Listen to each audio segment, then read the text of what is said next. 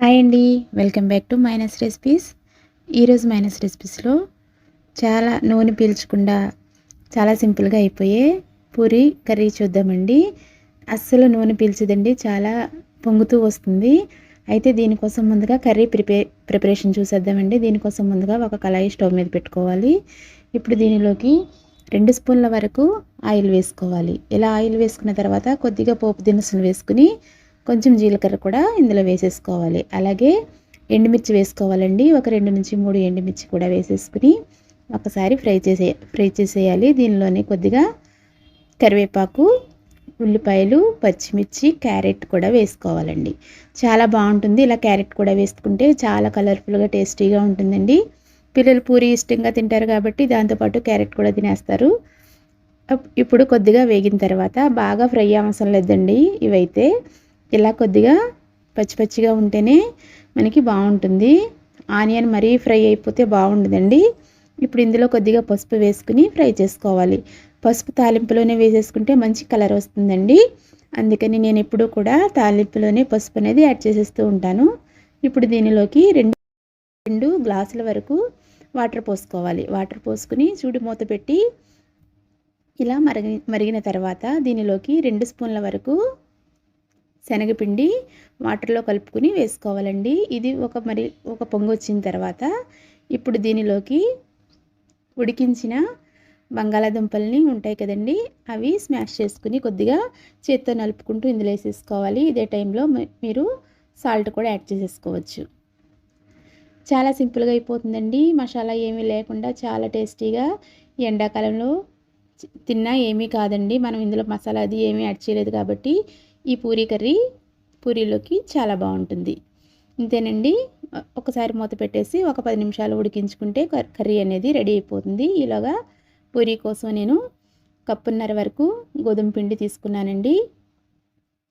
తర్వాత దీనిలోకి 1 స్పూన్ వరకు బొంబాయి రవ్వ అండి, అలాగే కొద్దిగా సాల్ట్, 1 స్పూన్ చక్కెర వేసి కొద్దిగా 2 స్పూన్ల వరకు నెయ్యి వేసి బాగా కలిపేసుకుని ఇది ఒక్కసారి అంతా బాగా కలిపిన తర్వాత వాటర్ పోసుకుంటూ మనం పూరీకి ఎలాగైతే గట్టిగా కలుపుకుంటామో అలా కలిపేసుకోవాలండి.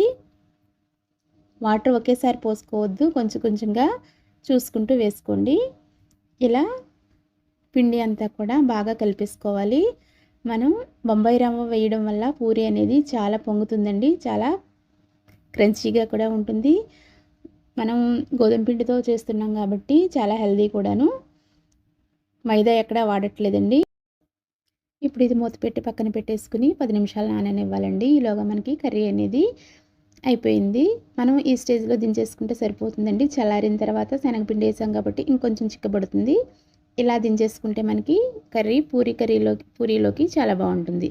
చూడండి, ఇలా ఆనియన్స్ అనేవి పైకి కనిపిస్తూ ఉంటే తినేటప్పుడు చాలా బాగుంటుంది. అలాగే అది పక్కన పెట్టేసుకుని మనం పూరీ పిండిని ఇలా చిన్న చిన్నగా బాల్స్ చేసుకుని ఉంచుకోవాలండి. ఇప్పుడు మనం పూరీలు చేసేసుకుందాము.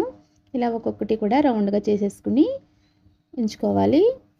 మనం ఇలా అన్నీ కూడా చపాతీలు చేసుకుని ఒక అరగంట పాటు ఫ్రిడ్జ్లో పెట్టుకుని అప్పుడు మనం పూరీ వేయించుకుంటే చాలా బాగా పొంగుతుందండి. మీరు ఒకసారి ఇలా ట్రై చేయండి. సూపర్గా వస్తాయి పూరీలు. అయితే నూనె కూడా పీల్చవు, అలాగే బాగా పొంగుతూ వస్తాయి. ఒక అరగంట పాటు ఫ్రిడ్జ్లో పెట్టుకోండి.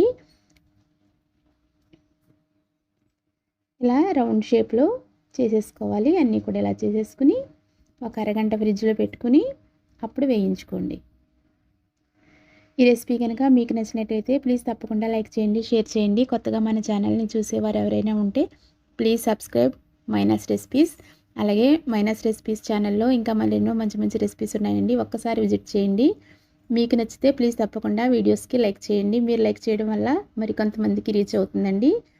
ఇలా ఆయిల్ స్టవ్ మీద పెట్టుకుని అది బాగా హీట్ అవ్వాలండి. హీట్ అయిన తర్వాత మనం చేసి పెట్టుకున్న పూరీని ఇందులో వేసుకుని ఫ్రై చేసుకోవాలి.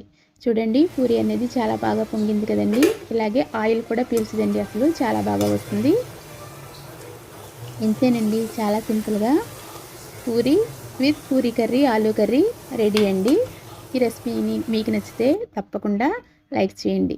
Thanks for watching.